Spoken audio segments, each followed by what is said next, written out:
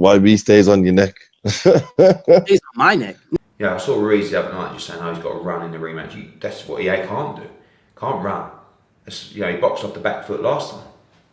But it's going to take a really good performance, physically and mentally, to win this fight. And I just believe in him.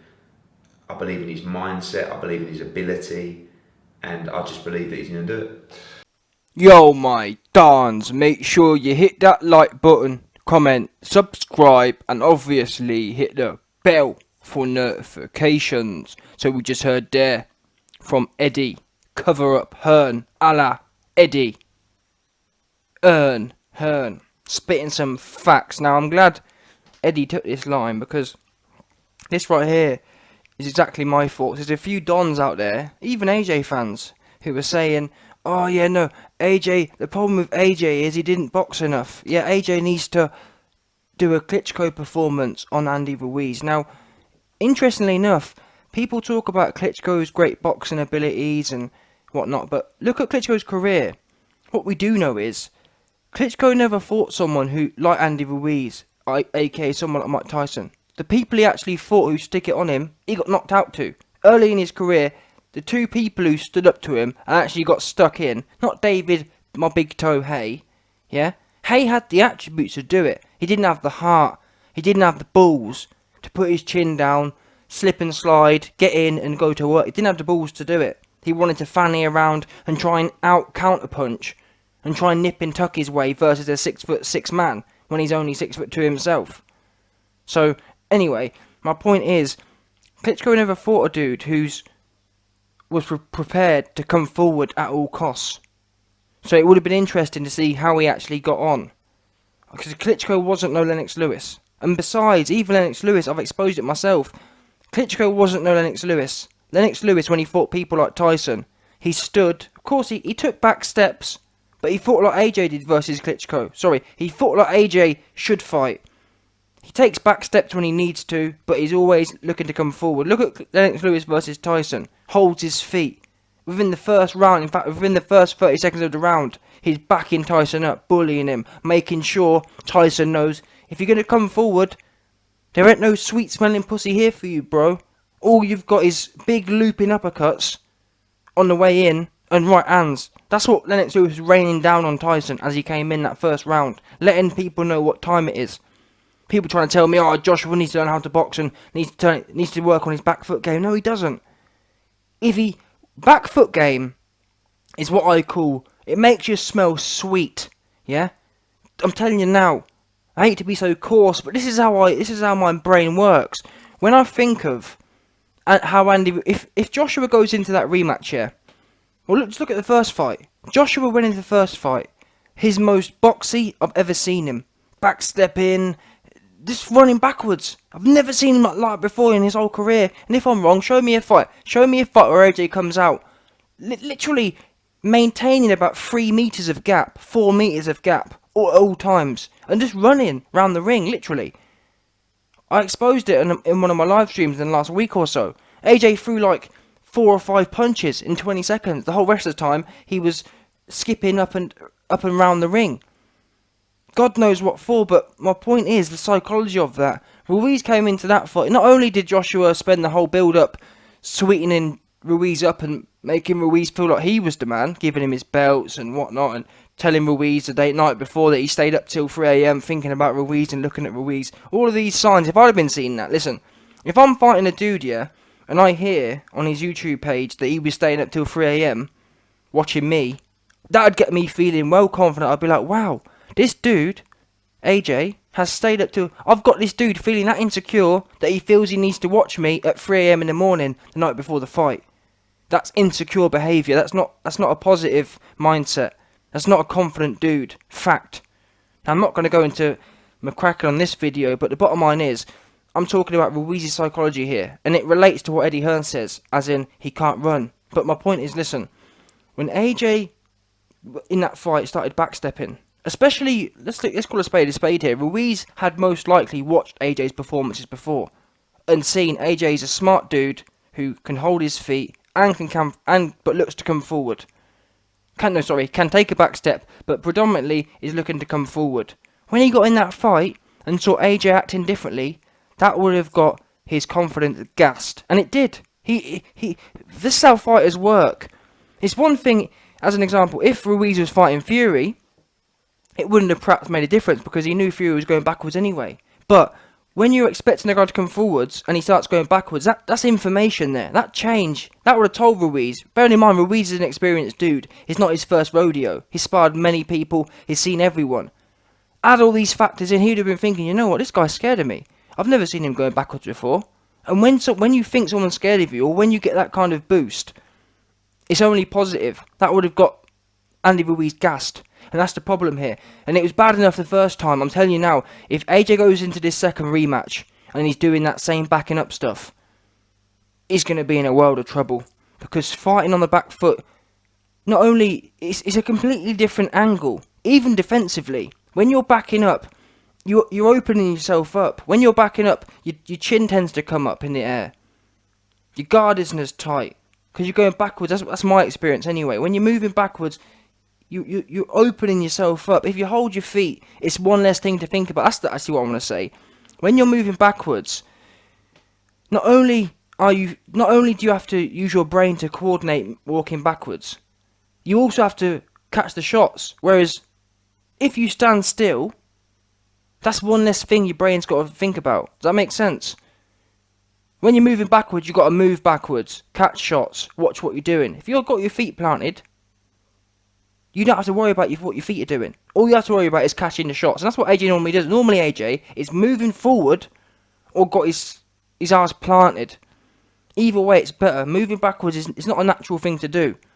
Especially for AJ's and moving forwards fight. Look at Mike Tyson. Show me one time Mike Tyson fought well going backwards. In fact, every time Tyson walked backwards, he got knocked out and finished. Stopped fact. And that's just how some fighters are. And unfortunately, not unfortunately, it's the way they are. Yeah? AJ is a come forward fighter. Or he's a neutral to come forward fighter. Even Lennox Lewis, in my opinion, I believe AJ is a hybrid between Mike Tyson and Lennox Lewis. He's in the middle. You got Tyson on one end, who's a complete come forward, literally never takes a back step. Then you've got Lennox Lewis. Then you've probably got Klitschko to the other side of that, and then to the other side of that you got Fury. AJ, in my opinion, he's more aggressive than Lennox Lewis. He looks to fight more on the inside. And look at the performance. That's all I need to say. Look at Lennox Lewis versus Tyson. That's the kind of fight AJ needs to have. Yeah? That's how he normally fights, to be honest. He's happy if when Klitschko stepped forward, when Povetkin stepped forward, he'd take a step back. But then he'd always be looking to counter. Or always be looking. It's fact. I've seen it. AJ takes little half steps back and wants to counter a right hand. Always looking to step forward again. This fight, he was taking 4, 3, 4, 5 steps back. No counter punching. No setting anything up. Just running. Literally running in that fight. No joke. I can't sugarcoat it. He was literally running in that fight. And he's not that sort of fight. He hasn't learned. It's a complete different... I've said it myself. Going backwards, in my opinion, is a complete different sport. Not only is the technical elements completely different, it's also conditioning-wise. When you're going move back fighter, it's hard enough boxing. Boxing's hard enough on your heart or whatever, or cardiovascular system when you're moving forward. Moving backwards is 2 or 3 times harder, in my opinion. I don't know why it is, but all I know is whenever I'm moving backwards, I'm much more tired than when I'm moving forwards. It's not natural.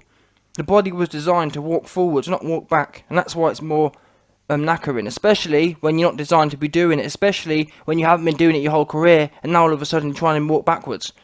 And that's why I blame McCracken, but anyway, this video ain't about him. The bottom line is, you've heard from Hearn there, AJ cannot run in this fight. He's got to fight the demon head on.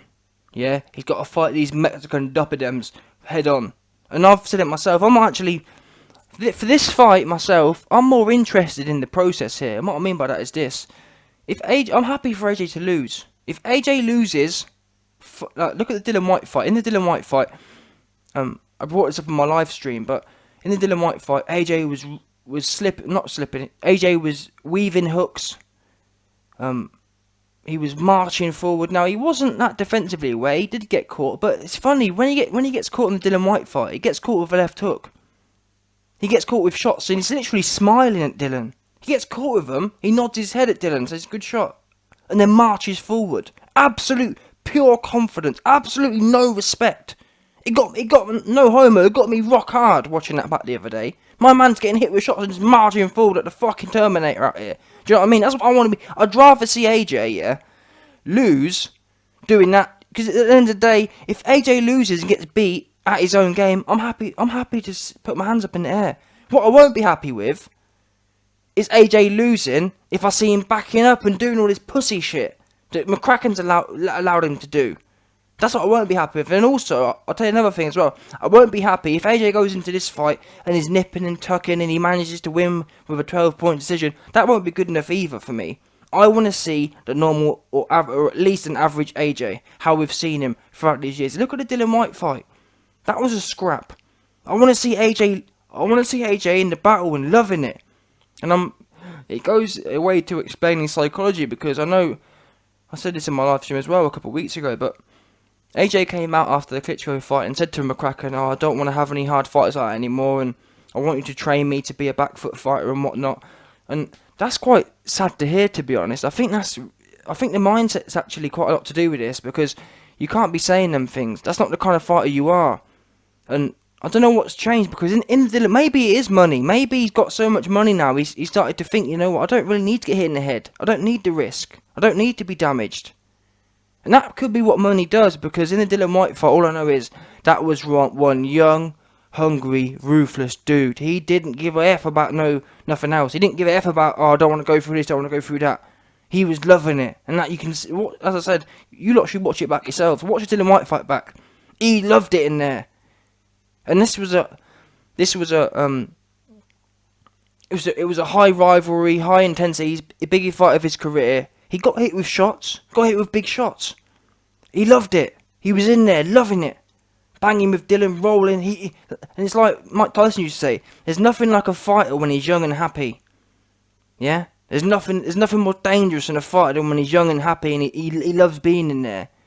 Maybe that people were saying before, in the fight, or in the lead up to the fight, in the ring rather, in the walkout and whatnot, people were saying AJ looked different. Maybe that's what it is. That glee in his eyes have maybe gone, and that's what money. Look at everyone. I like to use McGregor, but McGregor's a great example, because McGregor was a knockout guy. McGregor never used to run out of gas in his early career. Before he started, and the minute he started getting money, all of a sudden, he ain't got that ruthlessness is gone. Nowhere to be seen again. Nowhere to be seen. And McGregor used to be one of the most philosophical dudes out here, the way he'd talk about the fight game. And now he's completely lost it, all because of money. And it's somewhat being funny. Look at Mike Tyson as well. I think it was Mike Tyson who also said that he used to love fighting before all the money and all the other stuff came into it, all the fame and whatnot. Now, I keep saying, but look historically, look around historically. Who hasn't fought? And we've got to bear in mind as well, people talk about Fury and Wilder. Fury and Wilder don't know what AJ's on a completely different level here, by the way, as well. Them man have got to fight. They're broke out here, more or less. Not broke, but they can't afford to retire and maintain their lifestyles as it is, in my opinion. AJ's got that different money, that multiple 8 figures stacked and coming in on a yearly basis. And how that's relevant is because it's a mindset. At this high level, and in the fight we're seeing, or the fight we've just seen. Now, bearing in mind, I've got to assume at this point that AJ wasn't concussed and AJ wasn't panic attacked out. I've got to assume that he was 100% the way he tells us he was. And that fight there, how he fought that fight, just not the same, man, as the Dylan White fight, or even the Klitschko fight. But bottom line is, for this rematch, we're going to know, I've said it to myself, we're going to know a lot early here, as in, if AJ comes in and is above 240, a red flag. We're going to be able to see it in his eyes before the fight as well. Look at the Dylan White fight.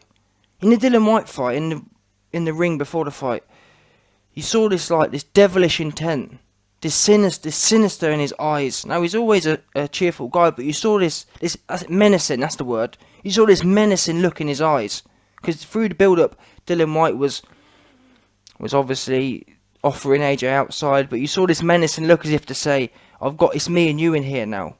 Yeah?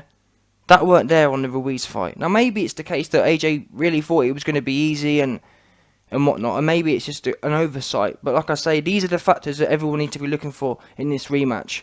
And not only the walkout, not only we're going to know if AJ comes out, and it's funny, I mugged myself off because before this fight even started, or days before the fight, I was saying, yeah, listen, there's no way AJ's taking a back step here. There's no way Ruiz is going to be able to force AJ back, because AJ, before the fight started, was talking about how he's going back to knockouts, how he's being ruthless now.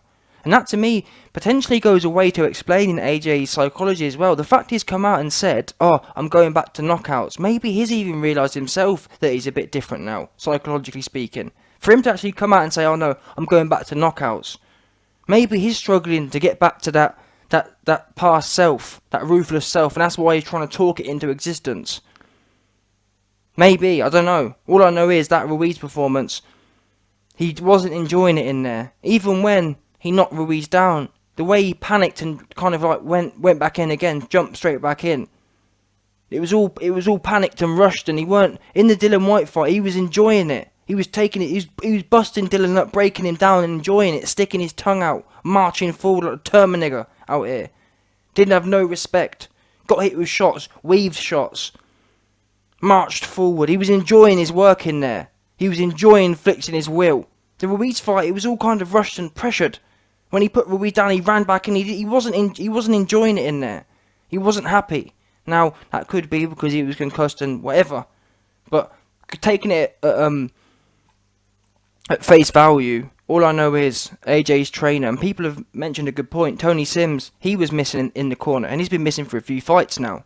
That's a key element, I think. It was definitely a change. All I know is, since Tony Sims has been missing, AJ's performances have got weirder. That's a pure correlation there. So bring Tony Sims back. Why not?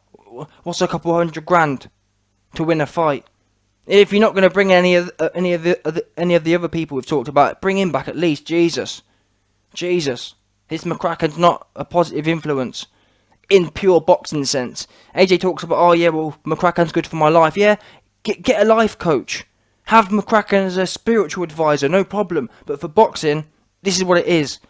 And there's a lot riding on this rematch. Well, in my opinion, AJ's career's riding on it. Because for me, after that performance, if you can't get that menacing side back after that performance, you ain't never getting it back. People are telling me, oh no, it doesn't really matter if he loses again. And in reality, it doesn't from some perspective. But I'm just saying, in terms of all-time great status, in terms of AJ's ultimate career, looking back, if you get whooped like that by some random dude, if you put on a shocking, pathetic performance like that against Ruiz, and that doesn't get your menacing nature back for the rematch, it's not coming back. Bottom line, people. Say goodbye to it. It's not coming back. This is the truth. Fact. If AJ comes out in this rematch and he's backing up and he's looking to tickle his way through the fight, not happening. You've got to wanna listen. It's the menacing nature. That's all I can say. Go and watch the Dillian Whyte fight. Look at AJ's eyes. Look at his mannerisms before and during the fight. You tell me if that was there during the Ruiz fight.